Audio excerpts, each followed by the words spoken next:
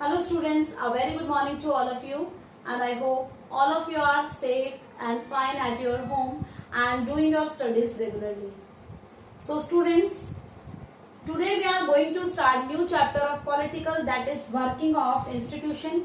So political book में हमने अभी तक 3 chapters हैं वो read हम कर चुके हैं. The first one is what is democracy, why democracy. Second chapter constitutional design. Third chapter electoral politics, and today we are going to start new chapter, that is working of institution. So this chapter is related to the different institution, means Indian government में हम किस तरह से different institution है वो work करते हैं, उनकी रिस्पॉन्सिबिलिटी क्या है. सो आपने अर्लियर अपनी क्लासेस में फर्दर भी पढ़ा हुआ है कि इंस्टीट्यूशन की अगर हम बात करें तो there are 3 types of institution in Indian democracy that works together to make it a better form of democracy. So first one is legislature. Second one is executive, and third one is judiciary. Okay, so in this chapter we are going to talk about all the 3 institutions. इन्हें हमने institution कहा है. Institution means जहां पर group of people working together, that is called the institution. And in this working means what are their duties, what kind of duties they are perform, what kind of work they are doing, what is the responsibilities. तो इन institutions की क्या duties हैं, क्या ये work करते हैं, क्या इनकी रिस्पॉन्सिबिलिटी है, एंड कैसे ये वर्क करते हैं. ओके, सो इनके वर्क्स के बारे में हम इस चैप्टर में पढ़ेंगे. सेपरेटली हम तीनों ही इंस्टीट्यूशंस के बारे में इस चैप्टर में पढ़ने जा रहे हैं. Okay, so take your book with you and watch the video carefully. Okay, so बेटा सबसे पहले हमारे चैप्टर में हमें बताया है how is a major policy decision taken. मतलब जब हम इंस्टीट्यूशन पढ़ रहे हैं तो इंस्टीट्यूशन में सबसे पहले लेजिस्लेचर आया है कि कोई भी पॉलिसी है, रूल है, वो किस तरह से फॉर्म हो रहा है, उसके बाद में उसको कैसे एग्जीक्यूट कराया जा रहा है लोगों से, एंड उसके बाद में जो उनको फॉलो नहीं कर रहे हैं तो उनको कैसे पनिश किया जा रहा है, जुडिशियरी का वर्क. सो सबसे पहले लेजिस्लेशन होगा, मीन्स कोई भी रूल्स, कोई भी पॉलिसी, उसकी फॉर्मेशन कैसे हो रही है. सो हमारा पहला टॉपिक है how is the major policy decision taken. So सबसे पहले डिसीजन है वो कैसे फॉर्म किया जाएगा. सो यहाँ पर बात हो रही है office memorandum. Office memorandum means an order issued by the government. Government कोई भी ऑर्डर इशू करती है तो उस ऑर्डर का कुछ नंबर होता है, इसे ही हम ऑफिस मेमोरेंडम भी बोलते हैं.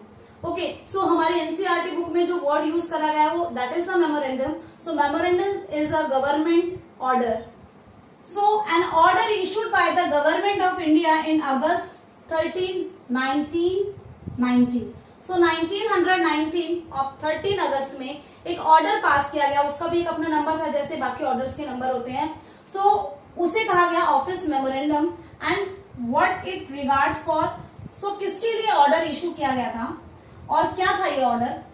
ये department of personal and training, ministry of personal, public grievance and pension. अब ये डिपार्टमेंट है, गवर्नमेंट का एक डिपार्टमेंट है. जैसे डिफरेंट वर्क होते हैं, अगर हम बोले ट्रांसपोर्ट डिपार्टमेंट है कि उसको ट्रांसपोर्ट के बारे में देखना होता है, या फॉरेस्ट्री कैबिनेट है, फॉरेस्ट के बारे में देखती है. सो ऐसे ये भी एक डिपार्टमेंट है जो कि personal and training, ministry of personal, public grievance and pension, ये एक डिपार्टमेंट है जिसने एक ऑर्डर दिया था. अब ये ऑर्डर क्या था देखिए. अब इस कैबिनेट के, इस मिनिस्ट्री के चीफ सेक्रेटरी थे, मींस जो सबसे हाईएस्ट पोजीशन पर ऑफिसर थे, उन्होंने ये साइन करके ये ऑर्डर है इशू कर दिया. ओके, सो जैसे हमारे स्कूल में कोई भी सर्कुलर निकलता है, मींस एनुअल फंक्शन हो रहा है या और भी कोई प्रोग्राम हमारे स्कूल में हो रहा है तो नोटिस बोर्ड पर एक सर्कुलर लगता है, that is issued by our head sir and principal sir. Okay, तो इसी तरह से ये भी एक ऑर्डर था जो कि इशू करा था chief secretary of this department. Okay, so what is the order. अब ऑर्डर किसके रिगार्डिंग में था देखिए. आपकी एनसीईआरटी बुक में इस ऑर्डर की एक फोटो कॉपी है, उसका पिक्चर दिया हुआ है, एक बार देख लेना. उसमें से वैसे हमें रीड करने की जरूरत नहीं है, but it's look like a circular. किसी भी स्कूल में हमारा कोई भी सर्कुलर होता है, कोई उसी की तरह है ये भी. 27% reservation for socially and educationally backward classes. जो लोग सोसाइटी में पीछे रह गए हैं, मीन्स जिनका जो सोशल अपलिफ्टमेंट है वो नहीं हुआ, एंड जो एजुकेशनली भी पीछे रह गए हैं, वो बैकवर्ड क्लासेस हैं, उनको 27% रिजर्वेशन दिया जाएगा। किसमें रिजर्वेशन? गवर्नमेंट जॉब्स में। मीन्स गवर्नमेंट जॉब्स, जब भी गवर्नमेंट जॉब निकालेंगी उसमें 27% रिजर्वेशन है, वो SEBC means socially and economically backward classes. वो बैकवर्ड क्लासेस जो सोशली भी पीछे हैं एंड एजुकेशनली भी वो पीछे रह गई, एजुकेशन भी उनके पास में वो ड्यू टू सम रीजन नहीं ले पाए हैं, उनको गवर्नमेंट जॉब में 27% रिजर्वेशन दिया जाएगा। ये कहा गया किसमें? ये ऑफिस मेमोरेंडम में जिसकी हम बात कर रहे हैं, that is regarding to the reservation of backward classes. और वो रिजर्वेशन कितना था? 27%। अब आपको लगेगा कि कोई भी पॉलिसी या रूल बनाना क्या इतना इजी है, क्या इतना सिंपल है? No, that is not at simple as it looks like here. यहाँ पर जैसा सिंपल लग रहा है कि कोई भी ऑर्डर है वो इशू करा और लोगों ने उसको एक्सेप्ट कर लिया, because we are living in the democratic country, so हमारा ये राइट है कि हम उसको एक्सेप्ट करें या उसके अगेंस्ट में अपनी वॉइस को रेज करें। सो इतना सिंपल नहीं है कि कोई भी ऑर्डर है या कोई भी लॉ है वो बना है तो सब लोग उसको एक्सेप्ट ही करेंगे, उसके अगेंस्ट में भी हम अपनी वॉइस को रेज कर सकते हैं। तो अब आगे देखते हैं क्या हुआ। ऑफिस मेमोरेंडम के बाद में एक टर्म आती है, that is Mandal commission. Mandal commission means एक कमीशन था जिसके चेयरपर्सन थे BP मंडल। अब ये कमीशन किसके लिए बना था? देखिए, backward class commission. This commission is related to the backward classes commission.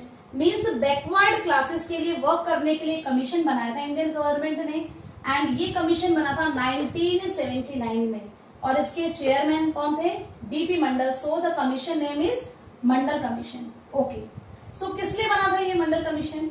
To identify the socially and educationally backward classes in India. इस कमीशन को वर्क दिया गया था कि आप पता लगाइए कि इंडिया में कितने लोग और कौन लोग हैं जो socially and educationally backward. Okay, ये रिस्पॉन्सिबिलिटी दी गई थी इस कमीशन को, and to recommended steps for their advancement. और ये कहा गया था कि आप कुछ ऐसे रिकमेंडेशन, अपने सुझाव भी देंगे कि कैसे इन socially and educationally backward classes है उनका अपलिफ्टमेंट, उनको और लोगों के इक्वल किया जा सकता है। ओके, तो सिंपल टर्म है। पहले हमने क्या पढ़ा था? Office memorandum. एक लॉ बनाया गया कि जो socially backward and educationally backward and socially backward जो जितने भी लोग हैं, जितने भी बैकवर्ड क्लासेस हैं, उनको 27% रिजर्वेशन दिया जाए। एक ऑर्डर निकाला गया। ओके, कब? 13 अगस्त 1919। उसके बाद में हम पढ़ते हैं कि मंडल कमीशन को रिस्पॉन्सिबिलिटी पहले ही दे दी गई थी। मंडल कमीशन 1979 में बनाया गया था और इसको रिस्पॉन्सिबिलिटी दी गई थी कि आप पता लगाएंगे कौन लोग हैं वो सोशली एंड एजुकेशनली बैकवर्ड हैं, एंड उनको उनका एडवांसमेंट कैसे किया जा सकता है। तो एक कमीशन पहले से बन चुका है।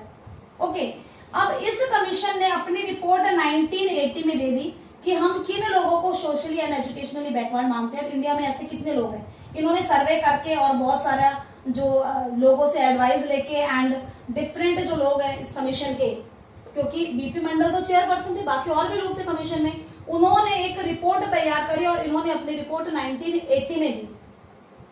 तो many points were discuss in the report about backward classes in government jobs.